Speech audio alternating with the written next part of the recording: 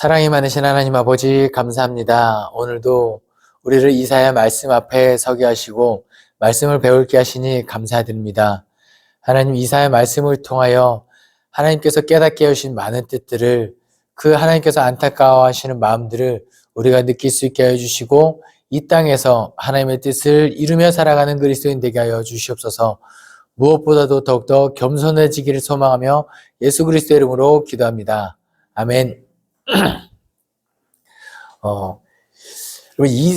이사야 말씀은 총 세 단락으로 크게 세 부분으로 나눌 수도 있고요. 크게는 두 부분으로 나눌 수 있는데 일단은 두 부분으로 나누는 것을 생각하시면 몇 장으로 나누면 좋냐면 39, 27로 나누시면 됩니다. 이사야가 총 66장으로 되어 있는데 39, 27로 나누면 돼요. 이러면 뭔가 생각나는 게 있죠? 뭐죠? 그렇죠. 구약 39권, 신약 27권. 놀랍게도 이사야의 메시지가 그 앞에 1장부터 39장까지가 구약에 담긴 메시지가 잘 녹아져 들어 있고요. 40장부터는 회복의 메시지, 그 신약의 메시지가 잘 드러나 있다는 것을 미리 말씀드리고 강의를 시작해 보도록 하겠습니다.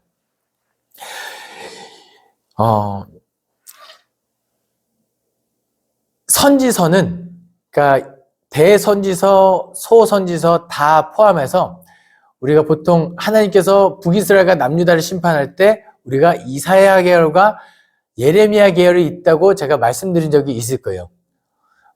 이사야 계열은 공의와 정의가 없기 때문에 멸망당하는 하나님의 심판, 그리고 예레미야 계열은 온전한 예배를 드리지 않아서, 남유다 계열 쪽이죠.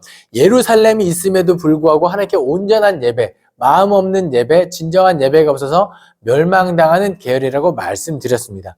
그래서 이사야도 보시면 평소에 그냥 모를 때는 잘 눈에 들어오지 않지만 공의와 정의에 대해서 굉장히 많이 이야기합니다. 이사야가. 여기서 이사야가 말하는 공의와 정의는 그 보편적인 하나님의 심판하시는 공의와 정의도 맞지만 또 그 소외된 자를 돌아보지 않는,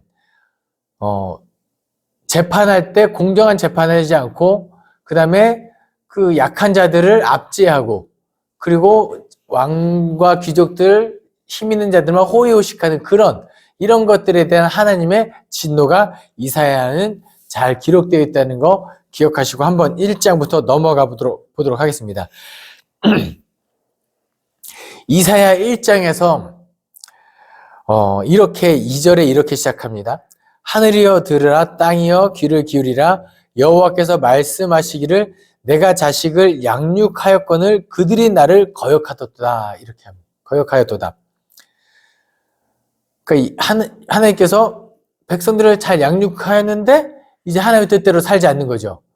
어느 정도까지 바보스럽냐면 소는 임자를 알고 나귀도 그 구유를 알건만은 이스라엘은 알지 못하고 나의 백성은 깨닫지 못하도다. 짐승만도 못한 그런 상황이라고 보면 되겠습니다. 그런데 그 다음에 4절부터 6절까지를 쭉 보면은 이스라엘 백성들이 얼마나 미련하냐면 머리부터 발끝까지 두드러 맞아서 상처가 가득한데도 정신 못 차리고 계속 악을 행하고 있는 이스라엘 모습이 되었습니다. 더 부패하고 계속 부패한 거예요. 그러니까 하나님께서 부패할 때마다 여기 때리고 저기 때리고 여기 때리고 저기 때려가지고 온통 멍이 들고 상처 투성인데 계속 악을 저지르는. 그럼 하나님 입장에서 이거 어떻게 해야 되는 거예요? 이거 어딜 때려야 되는 거예요? 발바닥에서 머리까지 성한 것이 없어 상한 것과 터진 것과 새로 맞은 흔적뿐이거들 그것을 짜며 싸매며 기름으로 부드럽게 하면 받지 못하였도다. 왜요? 계속 죄를 저지르니까. 왜 이렇게까지 하나님께서 진노하셨느냐? 그 11절부터 쭉 이야기가 있는데 핵심은 이겁니다. 안식일에 재물을 가지고 오는 것과 함께 악을 행하는 것이 옳지 못하다 이거예요. 너희들이 아무리 그렇게 속죄제, 속건제, 번제, 화목제 이런 거 드리면 뭐하냐?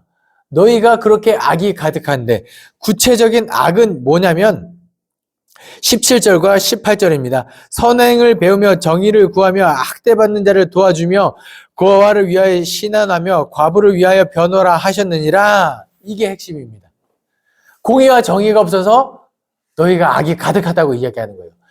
예배는 드리지만 소외된 자를 돌아보지 않는 이런 죄를 저질렀기 때문에 너희가 심판당한다. 그런데 하나님께서 이 백성들을 끝까지 포기하지 않는 중간에 진노 가운데서도 하나님의 그 속마음을 비추셨는데 그게 18절입니다. 여호와께서 말씀하시되 오라 우리가 변론하자. 너희 죄가 주홍 같을지라도 눈과 같이 희어질 것이요 진앙같이 붉을지라도 양털같이 희게 되리라. 죄사함을 선포하는 구절로 많이 인용되는 구절인데 이거 쉽게 되는 거 아닙니다. 진짜 쉽게 되는 거 아닙니다. 혹시 여러분 하얀 옷에 한번 피를 온통 묻히고 빨래를 해보시면 안 빠집니다. 진짜 안 빠집니다.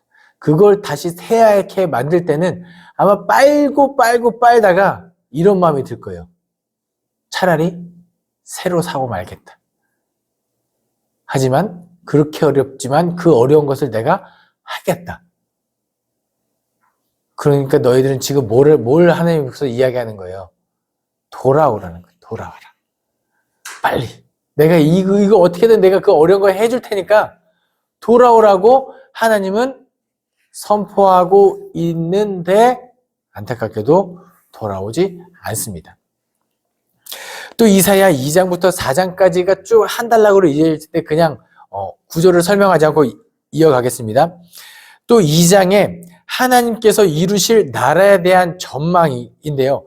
심판 메시지를 이렇게 쭉 이야기하다가 왜 2장에 이런 이야기가 기록되어 있을까요? 어떤 내용이냐면 말일에 여호와의 전이 산이 모든 산 꼭대기에 굳게 설 것이요 모든 작은 산 위에 뛰어나리니 만방이 그리로 모여들 것이라.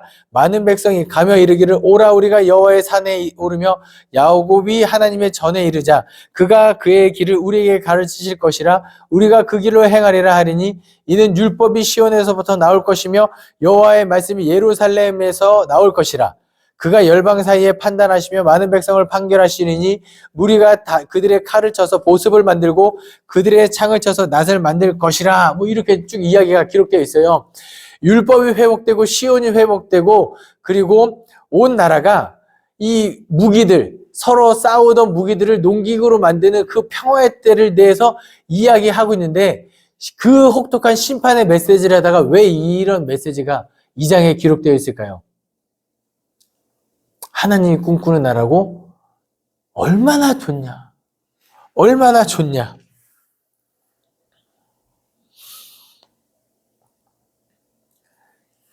이거 하라는 거예요. 남유다 사람들아 너네 이거 하라는 겁니다.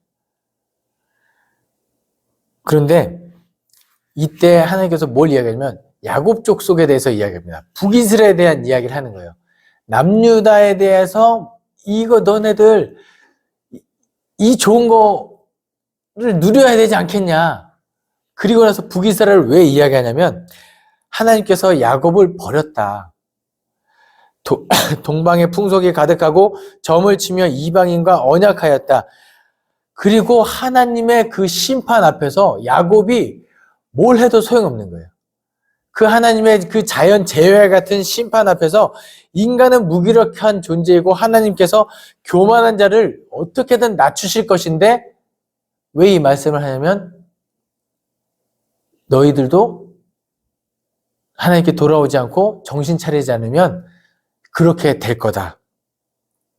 그리고 마지막에 22절에 너희는 인생을 의지하지 말라. 그의 호흡은 코에 있나니 새말가치가 어디 있느냐. 인생 의지하지 말라. 오직 여호와만을 의지하라고 이야기합니다. 참 하나님께서 이렇게까지 절실하게 슬프다 막 해도 결국 3장에서 하나님의 심판 아래 붕괴된 유다와 예루살렘에 대한 이야기가 기록되어 있습니다. 보라, 주 만군의 여호와께서 예루살렘과 유다가 의뢰하며 의지하는 것을 제하여 버리시되 곧 그가 의지하는 모든 양식과 그가 의지하는 모든 물과 용사와 전사와 재판장과 등등등등 인간이 의지할 만한 많은 요소들, 힘과 돈과 명예 이런 것들이 있는데 이것들 싸그리 지금 잘 먹고 잘 사는 거거든요. 공의와 정의가 없다고 이야기하는 것은 누군가는 분명히 잘 먹고 잘 살고 힘이 있다는 거거든요. 그런데 뭐라고 이야기하냐면 심판할 것인데 이 모든 것을 다 제하여 버릴 것인데 어느 정도냐면 6절에 혹시 사람이 자기 아버지 집에서 자기 형제를 붙잡고 말하기를 내게는 겉옷이 있으니 너는 우리의 통치자가 되어 이 폐허를 내 손 아래에 두라 할 것이며 이거 뭐예요? 어느 정도로 지금 심판된 건가요? 겉옷만 있어도 통치자가 될 정도로 생존이 보장되는 그럼 뭐예요? 다 겉옷이 없을 정도, 이제 다 싸그리 진멸당해서 조금만 있어도 도드라지는 그런 상황. 하나님께서 얼마나 처절하게 심판하시는지 아시겠죠? 그리고 14절부터 17절에 또 하나님께서 심판하신 이유를 이렇게 이야기합니다. 여호와께서 자기 백성의 장로들과 고관들을 심문하러 오시리니 포도원을 삼킨 자는 너희며 가난한 자에게서 탈취한 물건이 너희 집에 있도다 이거예요. 내 것이 있는데 가난한 자의 것을 탈취한 이 고관들, 어찌하여 너희가 내 백성을 짓밟으며 가난한 자의 얼굴에 맷돌질하느냐? 주 만군의 여호와가 말하였노라 하시도다. 그러니까 공의와 정의가 없어서 결국은 심판한다는 거예요. 그런데 하나님께서 이렇게 계속 이야기를 하시죠. 근데 놀랍게도 그 가운데 위로의 메시지가 또 있습니다. 뭐냐면 10절부터 11절이죠. 심판 가운데 위로의 말씀. 너희는 의인에게 복이 있으리라 말하라. 그들은 그들의 행위의 열매를 먹을 것이며 악인에게는 화가 있으리니 이는 그의 손으로 행한 대로 보응을 받을 것임이라.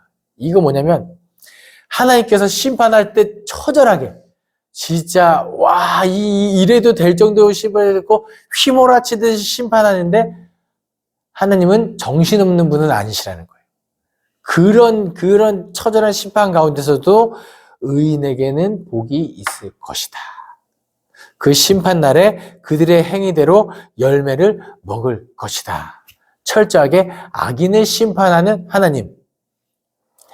자, 보세요. 하나님께서 의인은 심판하지 않고 악인만 이렇게 심판하는데 이 하나님의 심판이 이렇게 처절하고 이렇게 저 밑바닥처럼 되는 이유가 무엇일까요? 그렇게 보이는 이유가 뭘까요? 그 땅에 의인이 그만큼 없기 때문이죠. 악인들을 다 심판하고 보니까 다 심판했네 이렇게 되는 거예요. 그만큼 악이 가득한 상황. 하지만 또 4장에 또 우리 하나님 또 다시 번성하는 예루살렘과 시온 공동체에 대한 메시지를 담고 있습니다. 심판으로 인해 인구가 급감하지만 하나님께서 남은 자들로 하여금 다시 번성하게 하실 것이다. 또한 남은 자들은 거룩하고 정결하게 하실 것이다. 이 회복의 메시지를 담고 있습니다. 이게 남은 자 사상이에요. 혹시 나중에 보시면 하나님께서 심판하시지만 남은 자 사상이 있거든요. 거기서부터 다시 시작하는 하나님의 회복의 상황. 하나님께서 심판하실 때 남은 자가 우리가 꼭 되어야 됩니다. 의인이 되어서. 네. 이사야 5장에는 포도원 노래가 있는데 이 포도원 노래 좀 슬픈 노래입니다. 하나님이 이 이사야를 통해서 하는 노래인데 나는 내가 사랑하는 자를 위하여 노래하되 내가 사랑하는 자의 포도원을 노래하리라. 내가 사랑하는 자에게 포도원이 있으며 심히 기름진 산에 포도를 심었다. 땅을 파서 돌을 제하고 극상품 포도나무를 심었도다. 그 중에 망대를 세웠고 또 그 안에 술틀을 팠도다. 좋은 포도 맺기를 바랐더니 들포도를 맺었도다. 정말 이 하나님께서 이 포도원을, 이 기름진 땅을 선택해서 이 땅에 극상품 포도를 정말 이 맺기 위하여 엄청 노력을 했죠. 외적이 침입하지 않도록 망대를 세웠고 잘 걸음이 스며들도록 술들도 팠고 그렇게 기대하는 마음으로 애지중지해서 했는데 좋은 포도를 맺었기를 바랬는데 자라고 보니 들포도였구나. 어떤 거죠? 이스라엘 백성들을 애굽 땅에서 불러내어 택한 민족으로 세우고 하나님의 축복받은 민족으로 세우고 이 백성으로 하여금 하나님의 공의와 정의가 세워지고 하나님의 율법이 온전한 하나님의 사랑이 넘치는 이것을 기대하면서 내가 그동안에 해왔는데 지금 세대를 보니까 들포도였구나. 7절 말씀입니다. 무릇 만군의 여호와의 포도원은 이스라엘 족속이요 그가 기뻐하시는 나무는 유다 사람이라.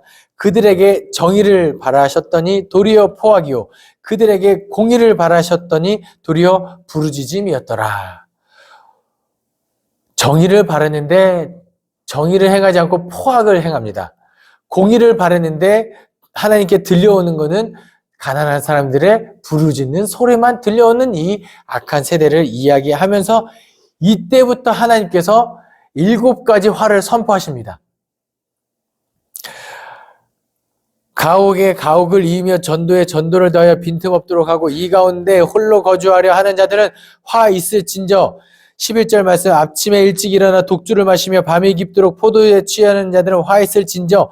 거짓으로 끈을 삼아 죄악을 끌며 술의 술로 함같이 죄악을 끄는 자는 화 있을진저. 20절 말씀 악을 선하다 하며 선을 악하다 하며 흑암으로 광명을 삼으며 광명으로 흑암을 삼으며 쓴 것으로 단 것을 삼으며 단 것으로 쓴 것을 삼는 자들은 화 있을진저. 21절 스스로 지혜롭다며 스스로 명철하다 하는 자들은 화 있을진저. 포도주 마시기를 용감하며 독주를 잘 빚는 자들은 화 있을진저. 그리고 10장 2절에 가난한 자를 불공평하게 판결하며 가난한 내 백성의 권리를 박탈하며 과부에게 토색하고 고아의 것을 약탈하는 자들 화 있을진저. 하나님께서 이렇게까지 화를 쏟아내세요. 제가 제 아들을 양육할 때 처음에는 이거 해주세요. 이거 해주세요. 근데 말을 안 들으면 어떻게 바뀔까요? 이거 해야지. 해주세요에서 해야지 반말로 바뀝니다. 해야지. 아직까지는 말이 좀 부드럽죠? 그 다음엔요. 해야지.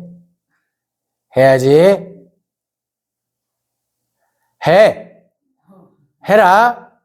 안 하면 혼난다. 이렇게 되는 거예요. 화 있을 진저에 그런 거예요. 그리고 나중에는 아버지는, 어머니는 내 자식이 잘 돼야 된다면 경고해서 그치면 안 됩니다. 나중에는 매를 들어서라도 올바르게 키워야 되는 게 진짜 부모죠. 하나님도 그렇다는 거예요. 이제 화를 선포하고 경고하지만 그것을 지키지 않으면 하나님께서 분명히 심판하실 것입니다. 근데 이 화 있을진저 선포할 때 5장 1절부터 22절까지 해서 6가지 화를 선포하고 10장 2절에 7가지 화를 선포하잖아요. 그리고 그 사이에는 이사야의 회고록이 기록되어 있습니다. 내용이 5장에서 10장으로 원래 바로 이어지는데 그 사이에 이사야의 회고록 내용이 삽입되었다고 보시면 되겠습니다. 6장부터 9장 7절까지.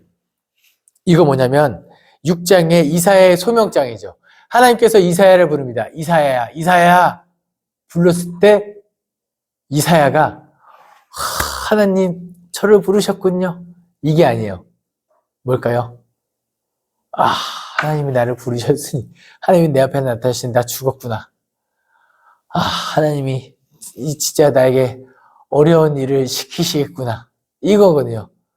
슬픈 거거든요. 이 선지자도 알아요. 하나님이 자기를 지금 왜 불렀는지.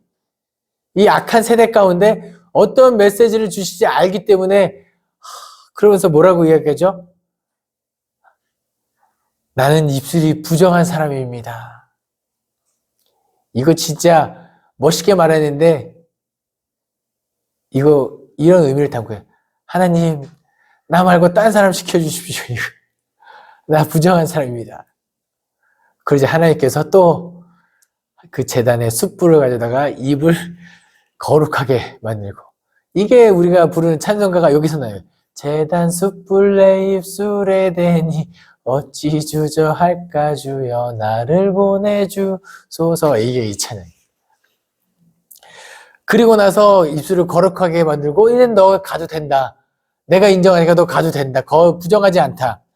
그리고 하나님께서 탄식하실 때 주여 내가 누가 우리를 위하여 갈고 할게 탄식할 때 이사야가 놀랍게도 내가 여기 있사오니 나를 보내소서.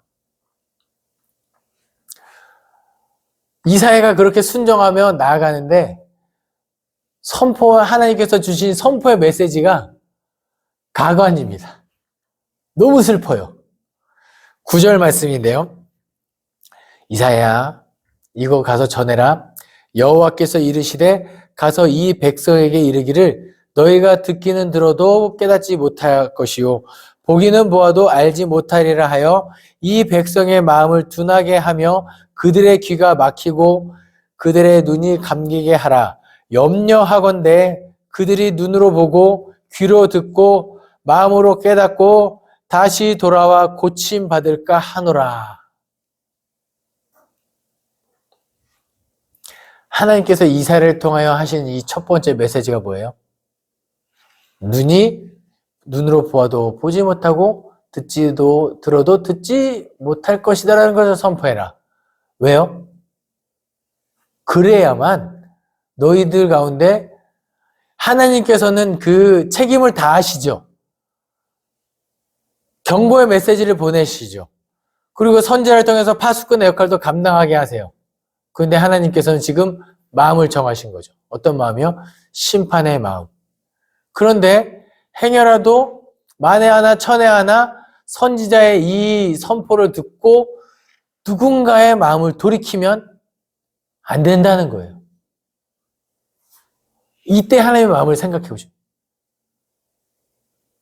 혹 누군가가 이 선포의 메시지를 듣고 아니면 보아서 마음을 돌이켜서 회개하면 나의 마음이 약해져서 안 되니까 들어도 듣지 못하고 보아도 보지 못하게 하라.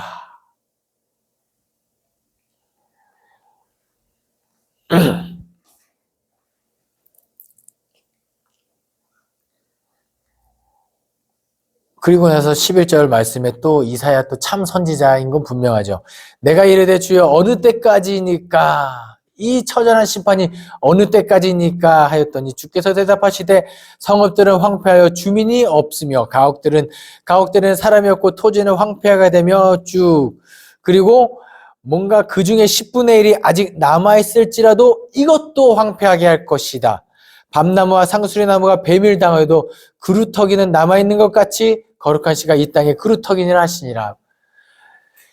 이 땅에 10분의 1이 남아있을 때 와 여호와의 진노가 이렇게까지 처절한 줄 몰랐다 라고 이제 여호와의 심판이 끝났거니 했을 때 그 남은 10분의 1조차 또 계속해서 심판하겠다는 거예요.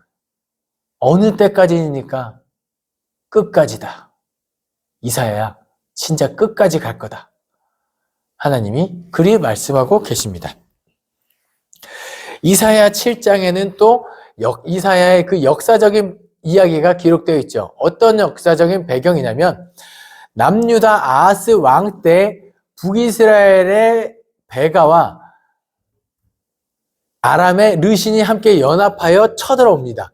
왜 쳐들어오냐면 이제 저 더 멀리서 아수르라는 큰 나라가 생겼거든요. 강대국이 생기니까 이 세 나라가 함께 연합하여 이 아수르와 대항하자라고 했을 때 아하스가 싫어라고 이야기합니다. 왜요? 어차피 북쪽에서는 북이스라엘과 아람이 방파제 역할을 해주기 때문에. 그러자 르신과 베가가 아수르와 싸울 때 남유다 아하스가 우리의 뒤를 치면 위험해지니까 이 아하스를 폐위시키고 다부엘의 아들을 왕으로 세워서 연합을 형성하여 아수르와 싸우자라고 해서 남유다로 먼저 쳐들어옵니다. 그런데 아하스 입장에서는 그것을 북이스라엘과 아람의 연합군을 견딜 수가 없는 거예요. 그때 전전긍긍하고 있을 때 이사야가 예언을 합니다. 이들은 연기나는 부직갱이 그루터기에 불과하니 두려워하지 말라. 굳게 믿지 못하면 굳게 서지 못하리라. 그리고 나서 아하스한테 너는 내 하나님 여호와께 한 징조를 구하되 깊은 데에서든지 높은 데에서든지 구하라 라고 했는데 아하스가 나는 못하겠습니다 라고 이야기할 때 나온 이사야의 말씀 13절 그러므로 주께서 친히 너는 구하지 아니하였지만 친히 징조를 주리니 너에게 주실 것이라. 보라, 처녀가 잉태하여 아들을 낳을 것이요 그의 이름을 임마누엘이라 하리라. 그가 악을 버리며 선을 선택할 줄 알게 되면 엉긴 젖과 꿀을 먹을 것이라. 대저 이 아이가 악을 버리며 선을 택할 줄을 알기 전에 내가 미워하는 두 왕의 땅이 황폐하게 되리라. 그러니까 이게 처녀가 잉태하여 아들을 낳을 것이니 그 이름을 임마누엘 하리라. 이것이 먼 훗날 신약 성경에 와서 마태복음에서 인용되는 구절은 맞아요. 그런데 단순히 신약 성경의 메시아 도래를 위한 구절뿐만 아니라 이 당시에 이사야가 아하스와 그 민족들에게 하는 메시지입니다. 어떤 메시지냐면 아이가 태어날 건데 그 아이가 악을 선택할 줄 알게 될 그쯤이 언제일까요? 한 아이가 착하고 좋은 것을 구별할 때쯤이면 대충 한 2살, 3살 이게 좋은 거야, 나쁜 거야 먹었을 때 이건 단 거야, 쓴 거야 이런 것을 구분할 때가 되면 그때 내가 반드시 너희를 구원할 거다. 그때까지 기다려라. 이 메시지가 1차적인 메시지입니다. 넘겨볼까요? 그걸 더욱더 구체적으로 이야기하죠. 이사야의 아들 마엘살렐 하스바스. 이사야가 아들이 낳게 되는데요. 그 이름을 마엘살렐 하스바스라 하라. 그 이름의 뜻은 그 피 빼앗기리라. 뭐 아들 이름을 이렇게 짓습니까? 그렇죠? 그 피 빼앗기리라. 뭐냐면 아까 앞에 7장에 나왔던 아이가 태어날 것인데 그 아이 마엘살렐 하스바스인데 왜 그 피 빼앗기는 건 어느 민족이냐면 북이스라엘과 아람입니다.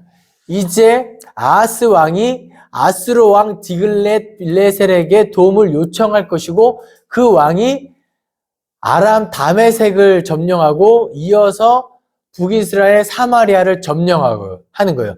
그 땅 다메섹과 사마리아가 모든 것이 빼앗기게 되어 아수르에게 옮겨질 것이다. 그게 마엘살렐 하스바스다. 그러니까 그때까지 견뎌라. 내 아들 마엘살렐 하스바스가 선악을 분별할 때 반드시 구원될 것이다. 그리고 9장에 당시 남유다의 구원과 오늘날 우리에게 주는 메시아 예언 구절이 또 나오죠. 전에 1절 말씀입니다. 전에 고통받던 자들에게는 흑암이 없으리로다. 옛적에 여호와께서 스불론 땅과 납달리 땅이 멸시당하게 하셨더니 후에는 해변길과 요단 저쪽 이방 갈릴리를 영화롭게 하셨느니라. 6절 7절입니다.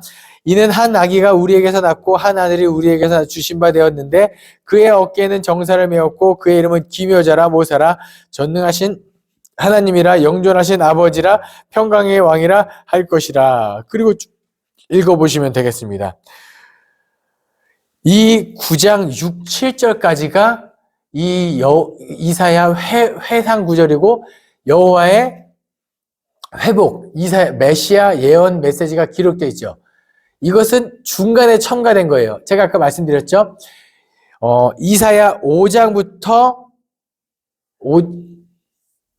5장까지 그 다음에 9장 8절까지 이어지면 된다고, 화 있을진저 본문이 이어진다고 말씀드렸습니다.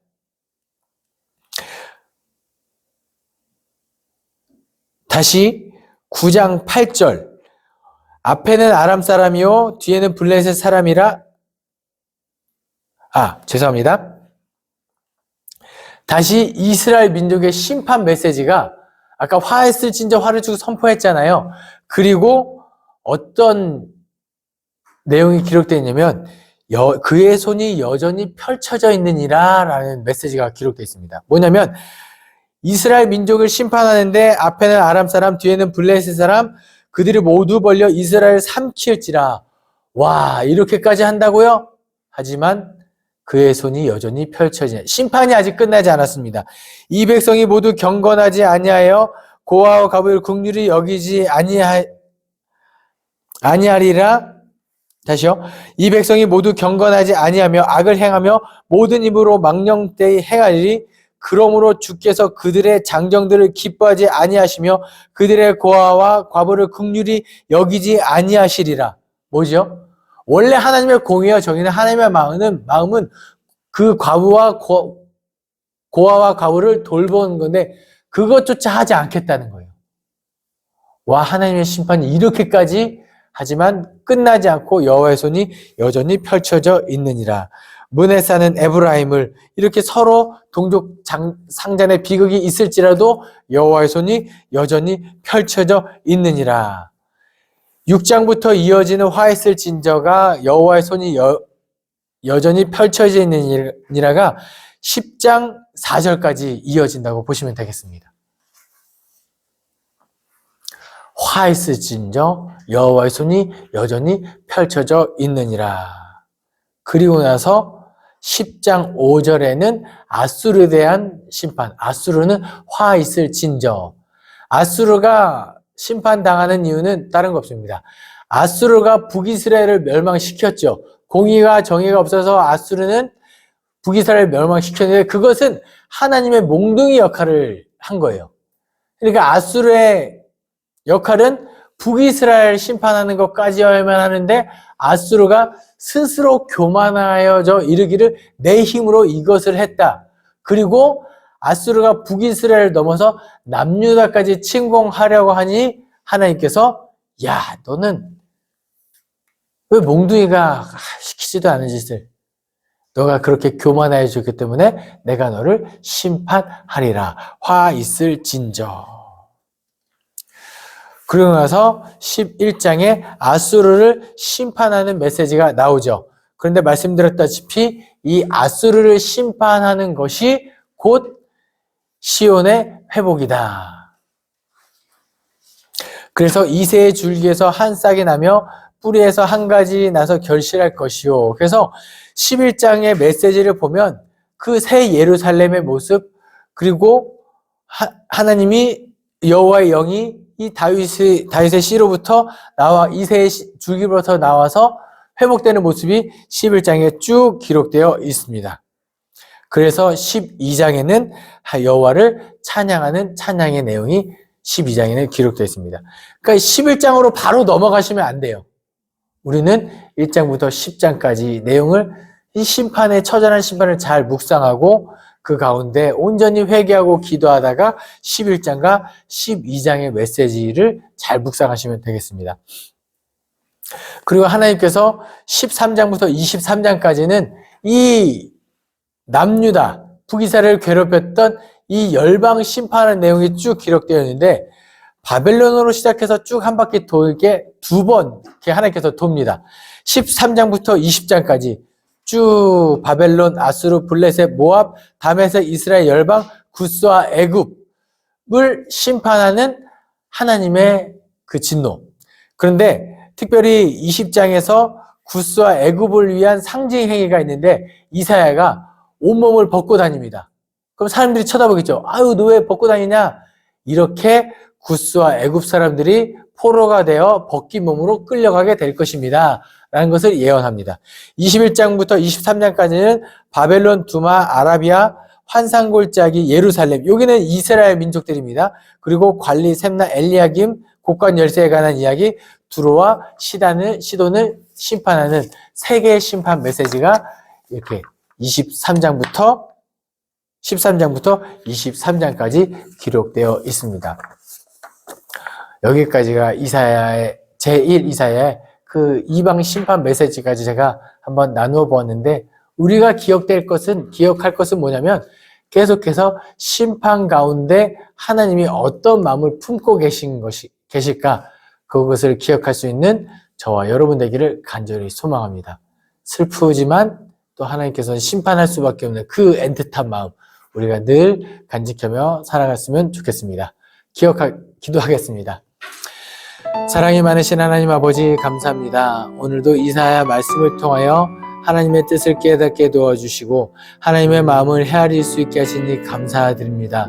소는 그 주인을 알고 나귀는 그 인자를 알지만 아버지 하나님 이스라엘 백성들 주인 되시는 하나님을 모르고 살아갔던 우리 그 모습이 우리 가운데 나타나지 않게 도와주시고 주인 되시는 하나님만 바라보고 온전히 따라가는 그리스도인 되게 하여 주시옵소서. 감사드리며 예수 그리스도의 이름으로 기도합니다. 아멘.